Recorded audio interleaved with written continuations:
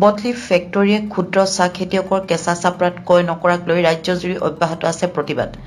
Bought leaf ফেক্টৰীৰ মালিক গোষ্ঠীৰ বিৰুদ্ধে টিংখাঙৰ ৰাজগড়ত ক্ষুদ্ৰ চাহ খেতিয়ক পৰিষদ ডিব্ৰুগড় জিলা সমিতিৰ উদ্যোগত অৱস্থান ধৰ্মঘট কাৰ্যসূচীৰ জৰিয়তে বটলিফ ফেক্টৰীৰ মালিক গোষ্ঠীৰ হঠকাৰী সিদ্ধান্তৰ প্ৰত্যাহাৰৰ দাবী, অন্যথা তীব্ৰ গণতান্ত্ৰিক আন্দোলনৰ হুংকাৰ ক্ষুদ্ৰ চাহ খেতিয়ক পৰিষদৰ। এই বিষয়ত ৰাজ্যৰ উদ্যোগ মন্ত্ৰী আৰু মুখ্যমন্ত্ৰীৰ হস্তক্ষেপৰ দাবী সংগঠনটোৰ। আজি আমি বটলিফ ফেক্টৰীৰ ওপৰত আমি চাহ খেতিয়ক পৰিষদৰ হৈ আমি আজি অৱস্থাত ধৰ্মঘট পালন কৰিছোঁ। আমাক বটলিফ ফেক্টৰীয়ে যিটো আমাৰ পাত লোৱা ব্যৱস্থাটো যি বন্ধ কৰিব বিচাৰিছে, বাহিৰৰ ৰাজ্যবোৰৰ পৰা যিবিলাক পাত আহিছে সেইবিলাকৰ আমাৰ সেইটোৰ ওপৰত আমাৰ ক'বলগীয়া বহুত আছে।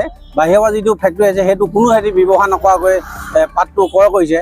আমাৰ অসমৰ যিবিলাক আমাৰ পাত যিবিলাক আমাৰ উৎপাদন হৈছে সেই পাতবিলাকক কিন্তু সিহঁতি অলপ কিবা ৰাসায়নিক দ্ৰব্যৰ ওপৰত ভেদ কৰি আমাৰ পাত নোলোৱা সিদ্ধান্ত যিটো কৰিছে, গতিকে অতি সোনকালে এইটো শীঘ্ৰে বাতিল কৰি আমাৰ পাতটো ক্ৰয় কৰিব লাগে আৰু উচিত মূল্য দিবলৈ আমি আজি অৱস্থান গ্ৰহণ কৰিছোঁ।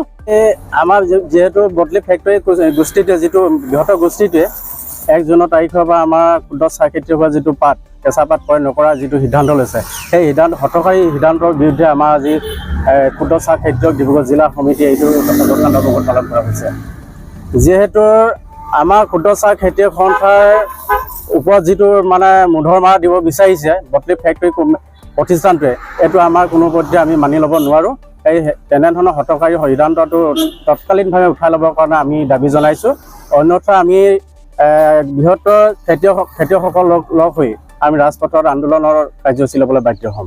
আজি আমাৰ গোটেই অসমতে হৈছে আমাৰ ক্ষুদ্ৰ চাহ খেতিয়কৰ যিবিলাক কাৰ্যালয় আছে আৰু জিলা উপায়ুক্তৰ তাতো আছে, স্মাৰক পত্ৰ দিয়া হ'ব আৰু 6 তাৰিখে এনেধৰণৰ কাৰ্যসূচী গতানুগতিকভাৱে চলাই থকা হৈছে।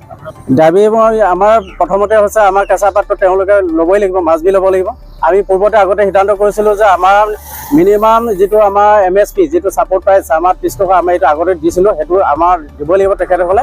আৰু তেখেতসকলে আমাক দিব পৰা নাই। আমাৰ তেখেতসকলে কৈছে যে আপোনালোকৰ পাতটো কোৱালিটিটো মেইনটেনেঞ্চটো ঠিক হ'ব লাগিব। আমি কোৱালিটিটো যেতিয়া ঠিক কৰি দিলোঁ, এতিয়া তেখেতসকলে কি কৰিছে যে আমাৰ মানে যিটো ৰাসায়নিক দ্ৰব্য সেই ব্যৱস্থাটো আনিলে। এতিয়া ৰাসায়নিক দ্ৰব্যটো আমাৰ মানে যিহেতু সজাগতা সভা কৰি আমি ৰাইজক সজাগ কৰি দিলোঁ, ৰাসায়নিক যিটো তেখেতসকলে বেন কেমিকেল যিটো কথা কৈছিলে, সেই বেন কেমিকেলটো যেতিয়া আমি বন্ধ কৰিলোঁ, এতিয়া তেখেতসকলে এতিয়া আমাৰ মানে গোটেই পাতটো ক্ৰয় নকৰা এটা সিদ্ধান্ত লৈছে। তাৰমানে গতিকে এইটো এটা ডাঙৰ এটা ষড়যন্ত্ৰ বা চক্ৰান্তমূলক হৈছে বটলিফ ফেক্টৰীৰ যিটো মালিক গোষ্ঠীয়ে।